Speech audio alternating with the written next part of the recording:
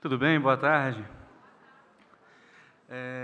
Então, me pediram para falar sobre política e dar um panorama político aqui. Aí eu pensei, meu Deus, o que é que eu vou falar, né? Porque a situação que nós temos hoje, assim, é bem difícil de se prever ou de se conceituar o que está acontecendo hoje. Mas um ponto já que eu posso falar para vocês é que dizem que nós estamos vivendo uma crise política. Eu não vejo particularmente como uma crise política. Eu vejo mais como uma oportunidade de amadurecimento da nossa democracia, como uma oportunidade de crescimento. Eu vislumbro muito mais como uma chance que nós estamos tendo de realmente termos uma democracia mais saudável, mais madura, com todos esses escândalos de corrupção que têm acontecido. Eu vejo como uma chance de profilaxia da nossa política nacional. E aí, quando a gente vê esses embates, né, legislativo contra o judiciário, contra o executivo e tudo mais, essa coisa toda, a gente vê, puxa, isso aí é uma crise. Também não é uma crise. Isso, na verdade, isso são sintomas de uma democracia madura.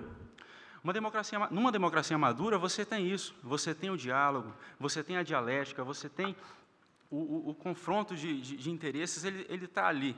Então, quando, por exemplo, a questão do foro privilegiado, que nós tivemos há pouco tempo, né? Aí, foro privilegiado, aí já vem o legislativo e fala, você quer colocar o foro privilegiado, então a gente vai colocar a lei de abuso de autoridade para votar, né? Aí você vê o embate, né? O legislativo vem de um lado, aí o judiciário se sente ameaçado, também já apresenta uma outra coisa do lado de lá. Isso é que os americanos chamam de checks and balances, ou freios e contrapesos, né? Isso é muito saudável para a nossa democracia. Né? Que haja, o ruim é quando você tem um lugar onde não há conflito, quando você vê um país assim, se vê a Coreia do Norte, qual o índice de votações lá? 100%, né? Ali você há um consenso total, né? Isso é preocupante. Né? Mas o que nós estamos vivendo, eu não quero que ninguém fique pensando que nós estamos vivendo realmente uma crise. Não, nós estamos vivendo uma oportunidade realmente de melhoria, de amadurecimento da nossa política, da nossa democracia. Mas, entrando particularmente nos pontos que nós discutimos, deixa eu ver aqui, que acho que não deu para projetar, mas eu tirei foto aqui no celular. Só um momentinho.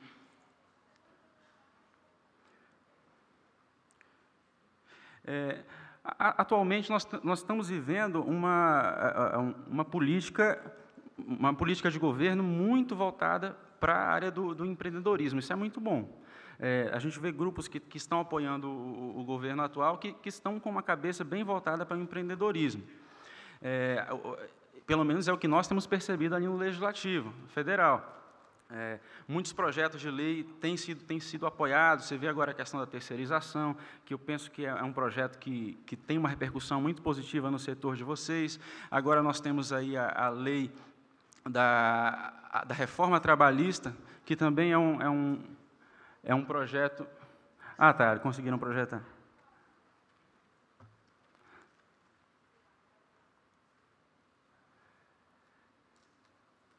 Eu vou ler aqui de qualquer forma. Então, o espaço... bem mais fácil. Então, a lei da reforma trabalhista, então, assim, são sintomas de que realmente nós temos uma pauta do governo um pouco mais liberalizante, um pouco mais pró-empresário, e eu acho que é o momento também da gente aproveitar isso, porque, como nós discutimos no grupo, se nós não nos mobilizarmos, se nós não estivermos ativos, não estivermos ali pressionando, nada disso vai acontecer. Os projetos não andam sozinhos. Se o grupo de interesse, o grupo interessado não estiver ali cobrando o seu parlamentar, não estiver ali participando de audiências públicas, não estiver entregando uma nota técnica, porque muitas vezes, como eu falei no grupo, um parlamentar, muitas vezes, tem que se posicionar sobre um projeto de lei, muitas vezes ele não sabe nem por onde começar. Se não tiver um grupo específico que entregue ali uma nota técnica para ele e diga, olha, evento precisa disso, nós vamos ser afetados dessa forma, o parlamentar ele não vai saber por conta própria. Então, é importante, junto com as entidades de classe, junto com as federações, com a CNC, que nós possamos estar unindo forças para defender o setor, para que realmente possamos ter um ordenamento jurídico mais favorável ao setor. Então, alguns pontos que nós discutimos foi, como eu falei, a reforma trabalhista, pontos a serem apoiados, a questão da reforma tributária, foi falado sobre a questão da bitributação, que eu penso que todos têm experimentado isso. Então, é importante nós vermos esses pontos e possamos estar juntos para pensar em projetos de lei, pensar em modificações na nossa legislação que realmente possam ser positivas, possam trazer pontos positivos para o nosso setor. A questão da regulamentação, nós temos uma regulamentação excessiva. Hoje em dia, você tem, para realizar um evento, você sabe muito bem, você tem muitos pontos que você tem que cumprir, né, e às vezes uma burocracia excessiva que o empresário fica até desanimado, muitas vezes, de continuar na sua atividade, porque ele é exposto a um excesso de burocracia brutal. A lei da terceirização, como já foi aprovada, né, e aqui a gente precisa, mais uma vez, de apoio, porque nós sabemos, aqui só entre nós, como a Justiça do Trabalho ela tem sido, digamos assim, muito tendenciosa para o lado do empregado. Isso é fato. Né? Então, tudo bem, nós temos uma lei de terceirização agora, mas se a sociedade, se o empresariado não estiver apoiando essa lei, não estiver também se mobilizando em relação a isso, nós podemos, eventualmente, ter uma justiça do trabalho e dizer que não, vamos continuar com aquele entendimento retrógrado. Então, é importante o empresariado estar forte, estar cobrando isso, estar participando. Questão do direito autoral, nós já temos alguns projetos que estão tramitando ali, muitos projetos que a própria Confederação tem acompanhado de perto, que acabam tributando excessivamente, que acaba transformando, por exemplo, um projeto agora há pouco, que cada quarto de hotel, por exemplo, tem que pagar tributo, tem que pagar direitos autorais sobre tudo que é tocado ali no lounge, que é tocado num quarto. Isso é muito difícil você cumprir com isso. Né? Então, leis também, outra proposta que foi colocada no grupo, que haja projetos de regulamentação, de incentivo para a realização de grandes eventos. Então, é importante que possamos conscientizar o poder público que eventos traz lucro, que grandes eventos traz visibilidade para o país, atrai o turismo, desenvolve a atividade turística no nosso país. É importante colocarmos isso. Também que haja uma possibilidade de autorregulamentação, porque tudo isso que eu estou colocando é o que o grupo falou, são contribuições do grupo. Então, que haja também a possibilidade de autorregulamentação, por que o próprio governo tem que simplesmente impor como é que deve ser feito, se quem mais entende de eventos é o setor de eventos. Então, por que não o próprio setor de eventos fazer essa regulamentação também, como acontece em outras áreas e muito bem incentivo, como publicidade, por exemplo. Então, essa é uma proposta também. Perdão por estar falando rápido, porque eu estou tentando falar um pouco de cada coisa.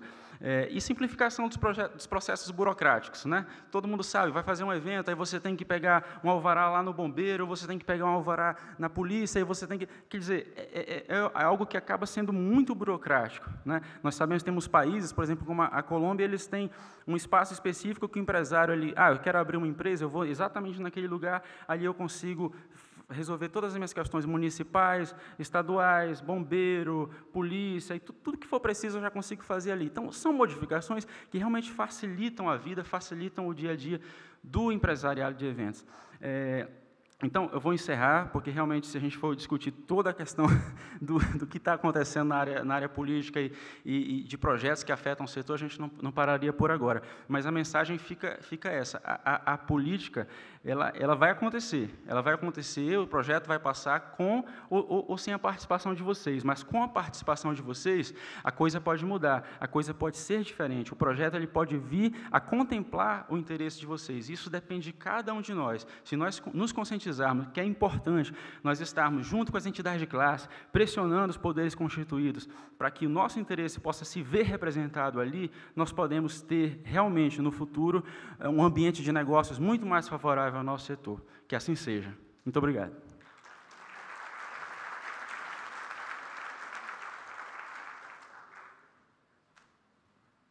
Bom, vou encaixar aqui no meio disso aqui a educação. Carol?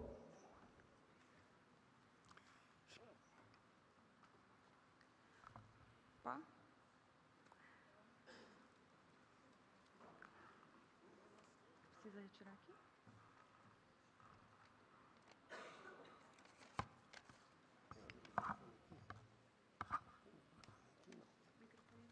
Vou deixar aqui.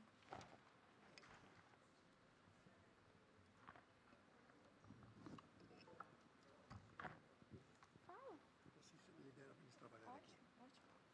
meu nome é Carolina Chaves. Meu nome é Carolina Chaves, eu sou pós-graduada em Administração e Organização de Eventos pelo SENAC. Me formei em 2016. Eu ingressei nessa área de eventos por um acaso, né? Realizei diversos eventos e foram muitos eventos que eu realizei, mas cheguei numa etapa em que eu precisava atingir um outro estágio, né? A experiência que eu tinha de aprender a fazer eventos, tentando e acertando, isso já não era mais suficiente. Foi quando eu entrei, né, ingressei no SENAC, na própria sala de aula, e foi muito parecido aqui com o que aconteceu. Meu nome é Carolina Chaves, eu sou pós-graduada em Administração e Organização de Eventos pelo SENAC. Me formei em 2016. Eu ingressei nessa área de eventos por um acaso, né?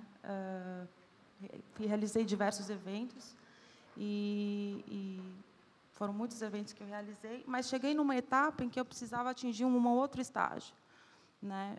A experiência que eu tinha de aprender a fazer eventos, tentando e acertando, isso já não era mais suficiente. Foi quando eu entrei, né, ingressei no SENAC, na própria sala de aula, e foi muito parecido aqui com o que aconteceu nesse painel, diversos profissionais de diferentes formações, né? No caso da sala, eram pessoas de diferentes formações, de diferentes faixas etárias, e isso mostrou como o profissional a área de eventos, o espectro de competências, né, para se fazer bons eventos, de competências e talentos necessários, é muito amplo. E é isso que torna a área de eventos tão complexa e tão apaixonante, né? Mas é impossível a gente saber tudo, né? É absolutamente impossível a gente ter uma expertise em todas as áreas de conhecimento. Então, o profissional de eventos, ele precisa, com experiência e com estudo, aprender a olhar o setor de cima, né? Olhar o setor, olhar os eventos em outra escala, né? Olhando os eventos em outra escala, você consegue identificar quais são as especialidades necessárias, quais são os perfis de profissionais que você precisa para ter resultado, né? Após fazer o curso do SENAC, a minha visão sobre gestão de eventos, de organização de eventos, mudou completamente, né? Isso teve um impacto muito positivo na minha carreira, né? E também na percepção dos meus clientes, e também até para a atração de patrocínios e apoios, enfim, para os projetos que eu realizo. Então, para concluir, acho que boa parte das pessoas que entram no setor de eventos entram por um acaso. Eu, por exemplo, sou advogada, enfim, eu entrei literalmente por um acaso. Mas o mais importante é você... Não basta talento, né? Não basta intuição, não basta você saber uma única parte do processo, você executar muito bem uma parte do processo. O organizador de eventos tem que olhar os eventos de cima, né? E só uma formação realmente especializada nessa área permite que você consiga olhar de cima e atender às necessidades do setor. Acho que a gente acabou aqui hoje discutindo um pouco do que é o profissional hoje, daqui a 5 anos e 15 anos. Eu acho que a formação, você olhar os eventos com escala, está rodeado de pessoas de múltiplos talentos, de múltiplos conhecimentos, acho que é um primeiro passo para eventos de sucesso. Obrigada. Agora vou passar a palavra para a Cláudia. Obrigada. Olá, boa tarde. Bom, eu sou, na verdade, fornecedora de eventos, eu não sou nem publicitária, nem dona de agência. Eu sou gestora de carreiras artísticas, eu tenho diversos talentos e trabalho como fornecedora. Hoje a gente trabalha como equipe, daqui a 5 anos a gente vai continuar trabalhando como equipe, daqui a 15 anos a gente vai continuar trabalhando como equipe. A tecnologia hoje para a gente é fundamental. Eu comecei a trabalhar, tem 50 anos, eu comecei a trabalhar lá atrás, até máquina de fax era difícil no mercado. Hoje em dia a gente fala com o WhatsApp com o mundo inteiro, numa facilidade, sem custo, enfim. A tecnologia vai continuar absurdamente avançada, só que eu acho que daqui a 5 anos, daqui a 10 anos, a gente vai ter que humanizar um pouco essa relação, que hoje está ficando fria, está ficando distante. É fundamental, a gente discutiu ali no meu pedacinho, porque vão acabar as convenções, os congressos, eu acho que não vão acabar, principalmente as convenções. A gente precisa estar perto das pessoas, precisa, sim, humanizar. E eu acho que as pessoas têm que ter, sim, multifunções num primeiro momento, mas daqui a pouco a gente vai focar a voltar a ser especialista, porque cada vez a gente precisa mais de especialistas, porque o universo está ampliando muito. Você tem milhões de novas funções hoje em dia, e é impossível que a gente se atualize nessa corrida que a gente está contra o tempo. Sustentabilidade é fundamental, a partir de agora, para o mundo continuar. Então, hoje, o discurso de sustentabilidade ainda é um discurso muito falado. Eu acho que a gente vai entrar para um universo onde realmente as empresas vão ser sustentáveis e vão exigir dos seus fornecedores que também sejam sustentáveis e socialmente éticos, enfim. A gente vai voltar a humanizar um pouco o que a gente perdeu ao longo dos anos. E muito trabalho, planejamento, organização, que sempre teve em eventos e é fundamental para que se tenha um resultado positivo. É isso. Obrigada. Tá bom.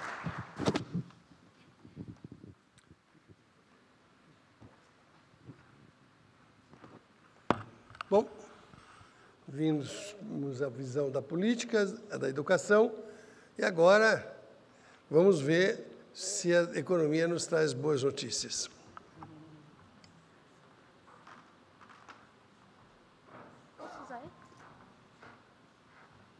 Boa tarde para todo mundo. Aqui? Acho que aqui também não. Vou. Eu sou assessora econômica da CNC, mesma empresa do Elielson. E, assim, a questão econômica, assim como ele colocou a política, está vivendo um momento muito conturbado, né? A gente está vivendo um momento de reconfiguração, né, do país, tanto na parte trabalhista quanto na parte fiscal. E o grupo, eu não vou entrar aqui em detalhes de inflação, juros, nada disso, acho que isso é bastante conhecido de todo mundo, né, que o poder de compra das famílias está muito comprimido, está muito retraída a renda. E aí vou falar um pouco do que foi levantado no grupo, né, como questões principais para o setor de eventos. A questão trabalhista foi muito abordada, como é que a lei da terceirização pode afetar. E, no viés econômico, a gente vê como positiva a lei de terceirização, porque ela vai ajudar a flexibilizar a relação de trabalho do empregador com o empregado. Então, a gente acredita que falando como CNC, que vai ter maior geração de vagas e essas relações vão ficar menos burocráticas, ou seja, elas vão depender menos da justiça trabalhista, que é uma das varas que tem mais quantidade de processos no país atualmente, né? Outra questão que foi levantada foi questão de benefícios fiscais para o setor. Bom, nesse momento, eu não vejo isso acontecendo, né, porque é um momento que o governo precisa de arrecadação. A dívida pública está num nível muito elevado, então o governo não tem possibilidade de beneficiar a nenhum setor, é justamente o contrário. Vão haver mais cortes ainda para que seja sustentável essa dívida no futuro, ou senão a gente vai virar uma nova Grécia, né? Infelizmente, é essa a situação da dívida pública. E outra questão que foi abordada também foi a importância do segmento de eventos para as empresas. A gente levantou como que as empresas conseguem medir o retorno desses eventos. A gente utiliza, né, o Return Over Investment, né, o ROI, só que o ROI, assim, na minha visão, é uma medida muito bonita na teoria, mas ele é muito difícil medir o resultado dos eventos, porque os resultados não são apenas factíveis, eles também são resultados de imagem, resultados de marca. Então, essa parte é um pouco mais difícil de medir. Então, muitos gestores têm a visão de que o evento é algo supérfluo, é algo que, quando a verba de marketing está comprimida é algo que fica passível de ser cortado, né? Então, essa relação de fortalecer a imagem do evento tem que partir de dentro das empresas mesmo, da área de marketing, de fortalecer essa cultura e mostrar que gera resultados, né? E eu acho que, para isso acontecer, a troca, né, o feedback entre os fornecedores de eventos e para quem está procurando realizar eventos é muito importante para que esses números sejam conhecidos de todo mundo. Como que você vai saber se o seu evento teve um resultado esperado se você não consegue medir objetivamente como foram esses resultados? Bom, em resumo, é isso. A perspectiva para esse ano, né, econômica, não só falando de eventos, mas, em geral, é um ano melhor que o ano passado. O ano passado a gente teve uma retração muito forte no PIB. Esse ano o PIB deve ficar estável, né, mas, para que o setor se recupere, ainda vai ser um pouco mais lento, o setor de eventos, porque a confiança ainda interna e dos investidores externos é muito importante para essa recuperação, e essa confiança ainda está patinando, né? E para que o setor continue a ser fortalecido, é preciso de investimentos e que as empresas estejam dispostas a fortalecer suas marcas. Então, eu vejo uma recuperação mais no longo prazo para o setor de eventos.